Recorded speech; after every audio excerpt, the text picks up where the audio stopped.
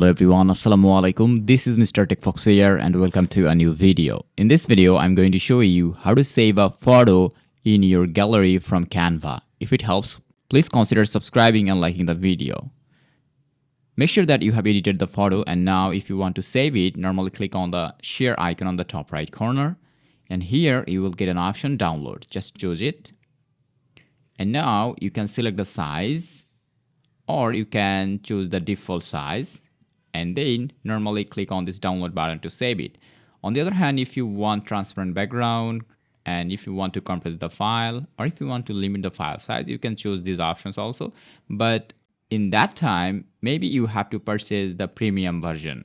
You can also choose the file type from PNG, JPG, PDF standard, PDF print, and so on.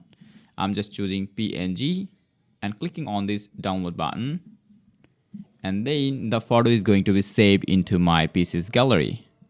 And that's it. Thanks for watching.